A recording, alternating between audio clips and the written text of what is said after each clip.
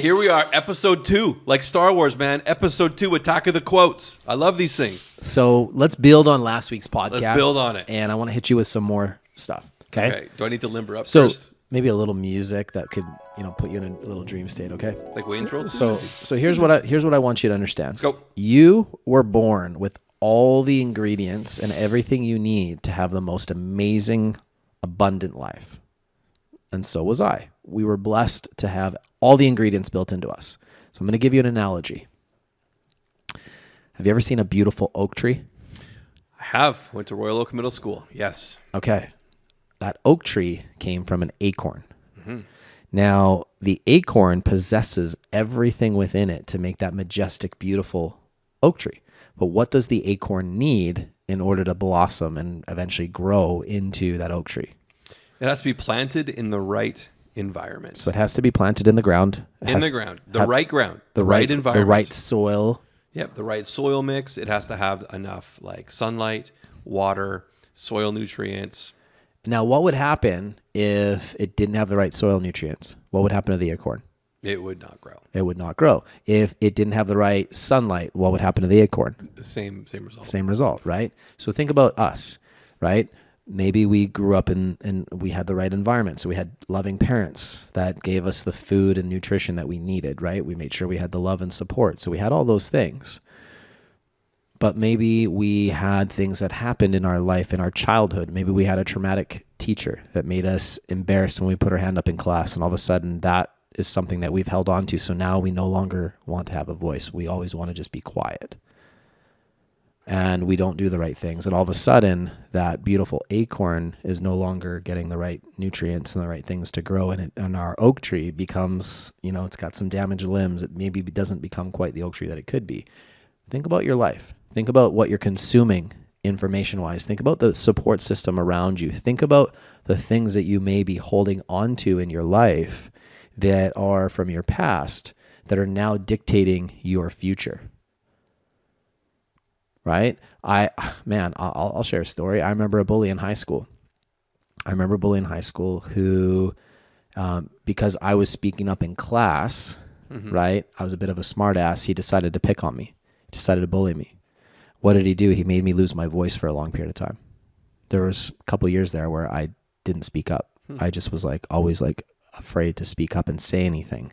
That affected me, and it took years for me to rebuild my self-confidence, right? But I had to come to a conclusion in my life where I was like, I am not that person anymore. That event happened, but now I'm no longer choosing to allow myself to have no voice.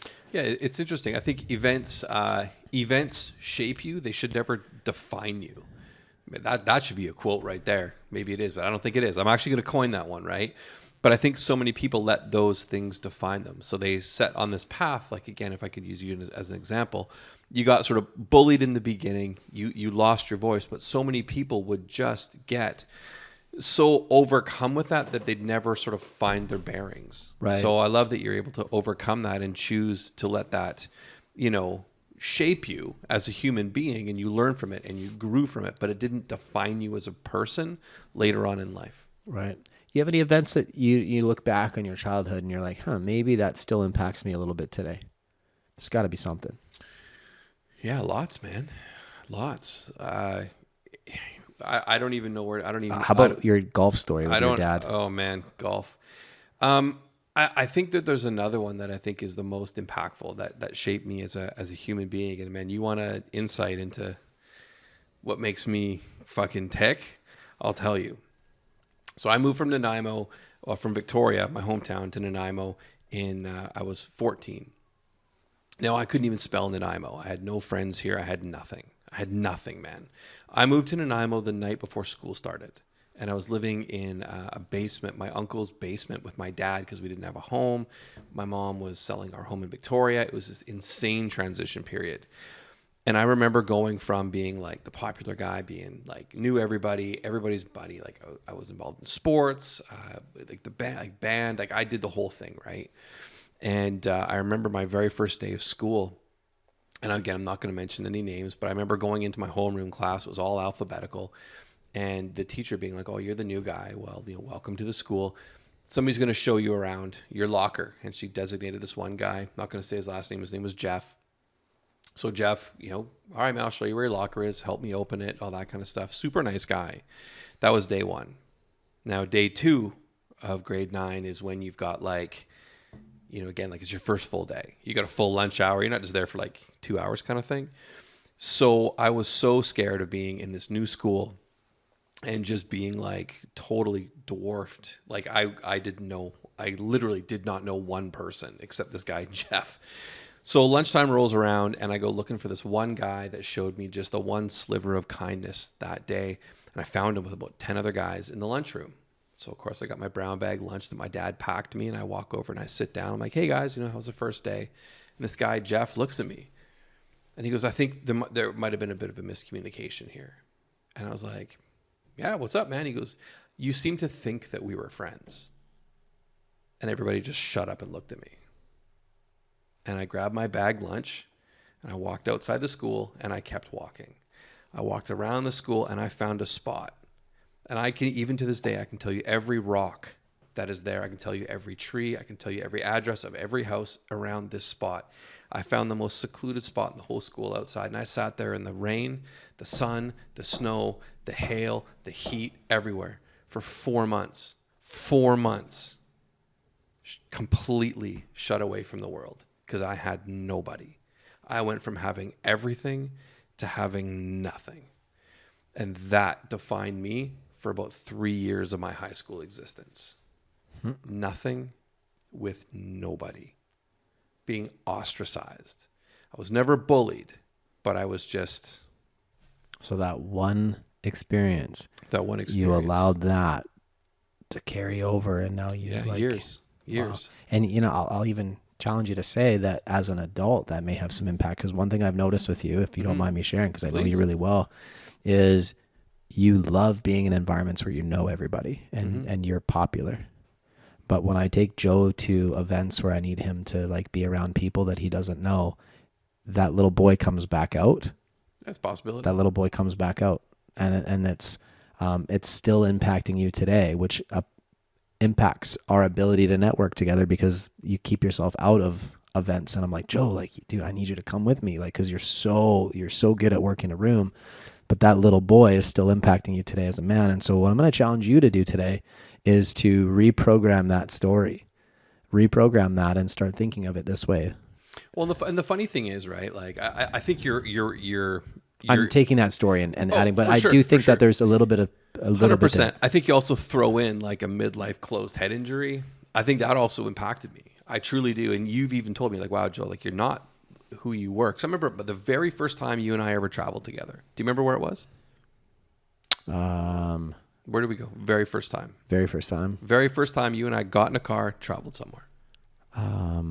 Was there a road show, wasn't it? No. Was it before a road show? Was it 2019? We went to a social media camp in Victoria. Yeah, you stopped by, picked me up. We went there. Our company didn't have a name. We had it was like a day one type thing.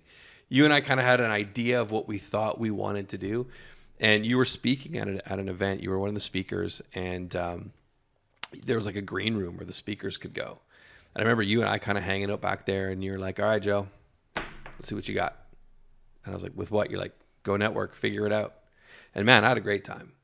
And we had 3 or 4 Zoom calls with people who I had talked to and prospected. So, hey, I haven't always I did manage to overcome it to an extent, but I honestly think concussion brought me back. And now I'm almost having to re-deal with parts of that all over again. Right. I'm more introverted than I think I've ever been right now. So again, I'm going to just challenge you to away. Think back to some of those things that you might still be holding on to now. Could be. And, maybe reprogram how you move forwards, because you're not that child anymore. And, people wouldn't behave in that way. And you have so many people that love you, and you're such a leader, and you know what I mean? So just some food for thought. But I've noticed it. I've noticed that me getting you outside of an environment that you don't have full control over, knowing all the variables, is almost impossible nowadays. And which is sad, because you're one of my favorite people to hang out with. And I feel like we don't get to experience something that we're both really, really good at. People love spending time with us when they get to know us, and we really feed off each other. And I miss you, man. You're dude, you're like a brother to me. You're beyond a Oh, close yeah. friend. You're like a brother. And, sometimes it's nice to go and make some new meaningful connections with people. And so just know that you always have a safe place at the table, because I'll be right there with you, and that would never happen again. So Well, anyways, you can look for us in beautiful Penticton, British Columbia in about a month. yeah. But like, hopefully you can look at that differently and come at Hey, it with perspective, a different man. perspective. The So just value something of for the thought. value of perspective and context. Now, here's something I want people to think about too, okay? So we meet a lot of people that are like, oh, I feel like I'm bothering people when I prospect. Remember, when you create a story in your mind, you believe it. Yeah. So here's what I'm I going to love challenge you this. to do. Reprogram that thought. When I reach out to people that I haven't spoken to yet, nobody's going to look after them better than I will. I am genuinely going to connect with people on a level today where I can become helpful by seeking to really understand their pain points and their motivations so that I can help guide them. When you approach prospecting from a place of like, I'm going to serve you and help you better than anybody else, it changes your thought process. It changes the way you interact with people. But if you stay in that mindset that you're bothering people and make those calls, well, guess what? You're not going to make them. And if you do, you might make a couple and then you're going to give up. And what you're going to do is, as soon as you have one bad call, you're going to say, see, I'm bothering people, and you're going to prove yourself right every single time. But it's the story that you've built in your head. Our brain is so powerful that it will continually manifest for us exactly what our thoughts are. So if you change your thought process before you prospect, you will change the outcome. Because now when you get a rejection, you're going to be like, okay, I'm a step closer to somebody I can help. Because one thing that I'll tell you, and this is a law of the universe, success and failure go hand in hand. So the two go together. You cannot have success without failures along the way. Every single person in the universe that has achieved any level of success has had failures to get there. Every single person. It's a law of the universe. So now, instead of approaching like, oh, see, I bothered somebody, see, like I'm bothering people. No, I'm one step closer to somebody that I can genuinely help. And it's a mindset thing, but this is going to carry you forward. See, you can't become successful unless you believe that you're worthy of success and that you already start behaving and acting and thinking like somebody who's successful. Law of the universe. What are your thoughts? That's an interesting one. I talk a lot about that self-fulfilling prophecy. Like, one of my favorite things to hear as we're coaching students, like literally all around the world, one of my favorite things to hear are, these leads are shit. Oh man, I love that. These leads are shit. Well, if you sit there and think, well, my leads are shit, his are better, hers are better, mine are shit. Jay, what happens? You're going to approach them. They're going to be horrible. Because The as soon as leads you have become one, shit. as soon as you have one or two bad calls, See? you're going to Told say, you. see, they're horrible. Yeah, Right? Told you. Whereas I'm calling the exact same list and I'm like, oh my God, there is so much abundant opportunity here. I remember, so this is a true story. In my first 45 days as an agent, there was this agent in my office at Remax. Karen's her name. She had a website. Of course it is. She had a website that that was her name. She had a website that she invested in, and for 13 months was spending money generating leads, and had only closed one sale from the website. Why? Because she had the mindset like, oh, these are garbage, and she wasn't putting any energy and focus into it. I took those leads, and in 45 days, I made $76,000 in gross commission income, because I approached those leads with a mindset that these are gold. These are opportunities. These people don't know me yet, but when they meet me and they talk to me, they're going to realize that I'm genuine in helping them. I'm going to ask such good questions that I'm going to uncover so many hidden needs that I'm going to make a massive impact. Nobody's going to follow up with more value and more persistently than I will. That was my mindset. $76,000 turned into $150,000+ within a couple of years, because I got referrals and repeat business and stuff like that, right? And it's probably grown exponentially since that. But I approached the exact same leads, and these were all cold leads at this point, because she'd stopped investing. These were just leads sitting in her database for the last 13 months. And it was incredible, the difference in results. And it all starts with mindset, guys. The whole, if you think you can or you think you can't, you're right, is true. So the reason I'm spending time on this is because, Joe, in order for us to get people to make change in their life, they have to change their thoughts and their programming. Right? If you don't change those things, you won't see significant changes in your life. You're going to just keep repeating the same pattern. You're going to live Groundhog Day over and over and over.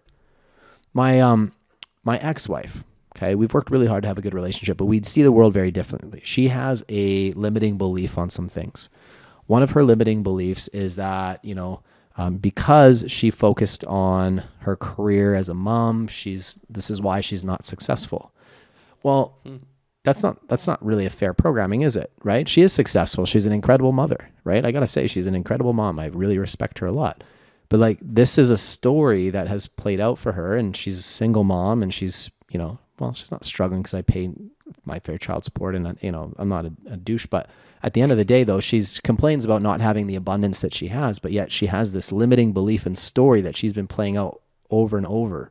And if she changed that and thought, you know what, I'm going to use my nurturing instincts, because she's a very big nurturer, my caring approach, and I'm going to be abundantly successful. If she changed her programming and then aligned her actions with that thought process, she would be abundantly more successful in her life. But because she's bought into this story that, I'm a woman, I was a stay-at-home mom, I didn't want to sacrifice my kids. Well, our kids are getting older and they don't need her as much. Now she's got an identity crisis. She's like, I don't know what to do with myself.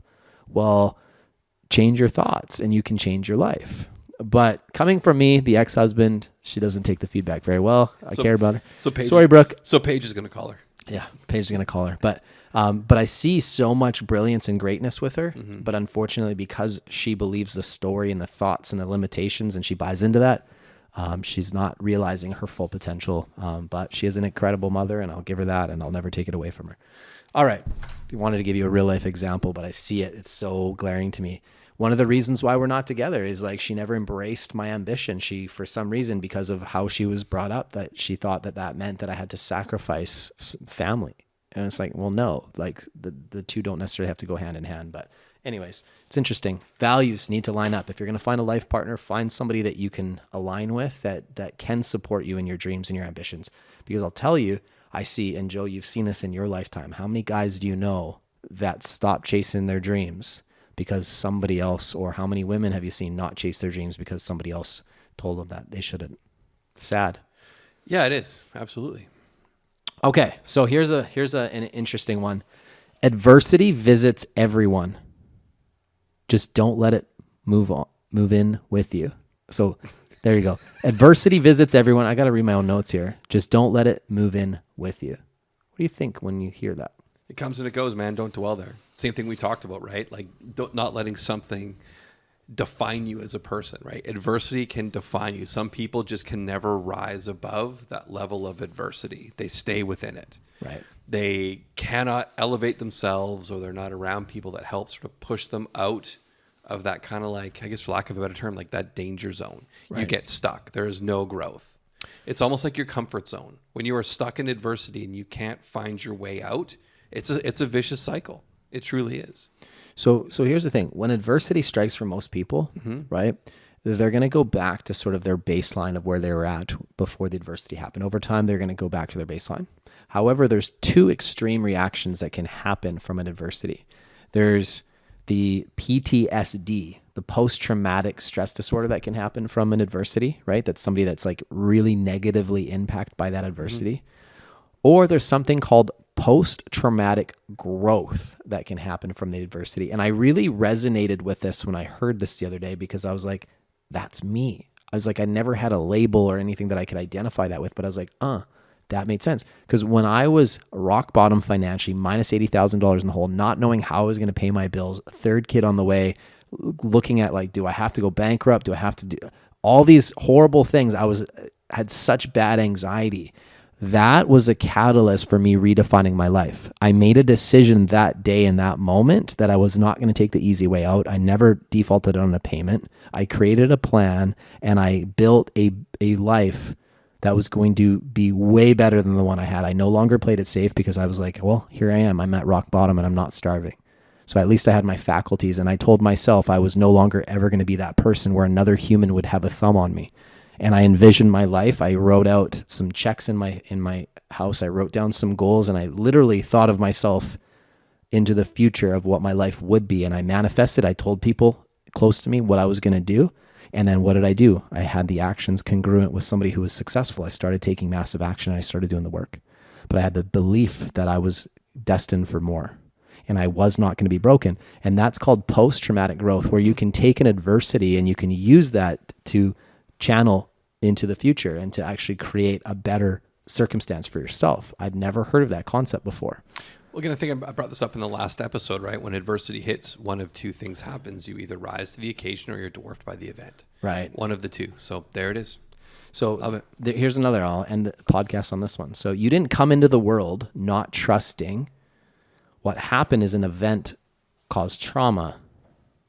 And now you're lost, right? So like that's basically what's happened. So you didn't come into the world not trusting. An event happened that was usually traumatic, and then that is now basically dictating the story and where you're going.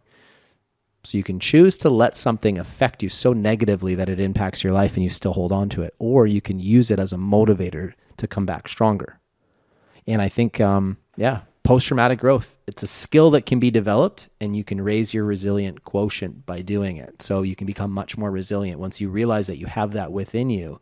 It's incredible. And I got to tell you, the benefits that gave me going through that, when I look back on it, I have gratitude towards that rock bottom. I feel grateful for the people that had spited me during that period of time. I feel grateful, and I look at that adversity as one of the best things that ever happened to me. And he talked about that at the event. He's like, there's people that have post-traumatic growth look at those things and they see it as a defining moment. Mm-hmm. While I was at the event, there was a girl that went up on stage. She grew up in Iran, okay? And when she was 9 years old, she wanted to help her father, who worked day and night, single father. She wanted to help her father make more money because he was working so much. So she went undercover as a boy and worked at a auto body shop, right? Not an auto body shop, sorry, as a mechanic. Mm-hmm. She was really smart. She went and worked as a mechanic undercover as a boy. The business owner a year later discovered that she was a boy. She was 10 years old. And in this part of the world, this particular place where she grew up, it was very conservative. Like, you couldn't do that. The owner called the police. She got put in jail for a year at 10 years old. Okay, away from your family, scared, alone in a jail. She saw 3 people get executed in jail at 10 years old. Okay, I've gone through nothing like this in life. This is insane, okay? After that, she got out of jail. She was on suicide watch for a year, so they had her in a hospital locked up for a year. She escaped the country after that year. She escaped the country and fled to Turkey. She spent 7 years of hell living in Turkey. She managed to scrape enough money to move to the United States, her and her husband. She built an incredible business, 2 businesses now, 2 7-figure businesses, and completely transformed her future in her life. This woman has been through more trauma in her life than 10 people's lifetimes.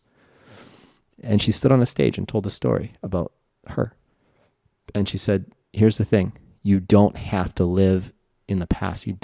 These things happen to me, but I choose not to let them stop me from having the life that I want.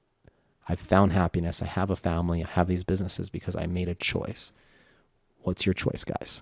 Are you going to get trauma from the things that have happened to you and be a victim and let that hold you back? Because you can't change it. It happened. But how you deal going forward can dictate and change the outcome of your life. And that's what I'm hoping that you guys get from these couple podcast episodes, is I want you guys to have some food for thought. Just when you think you've had it bad, I promise you there's somebody that's had it way worse, way worse. Where you're at right now doesn't have to define where you're going. You get the final word today, Joe. Final word. I love your drawing of an acorn. It looks like an upside down, like, the ghosts in Pac-Man? Yeah. It looks like an upside down ghost in Pac-Man. No, I think it's, what I keep coming back to is have a mantra. And I think that over the last 2 podcasts, you've given probably about 12, 13, 15 mantras that in real estate, in life, anybody can adopt. And you can tailor make that and live those values. So, again, in the words of Joe Langdon, smart isn't what you know, smart is what you do. And my call to action would be, write one of these down. You don't need to write all of them down. Write one down that has been the most impactful to you. And I'll even put it out there. I'll challenge you. Reach out to us. Walk us through it. Help us believe what you believe to be true in these words. Just pick one, just one. For those listening, make a decision right now. Right now, decide what you want your future to look like. What's that thing that you've been putting off? Do it now. Make the decision. Let's go. Right now. Right now. Right now. Let's go. Let's go.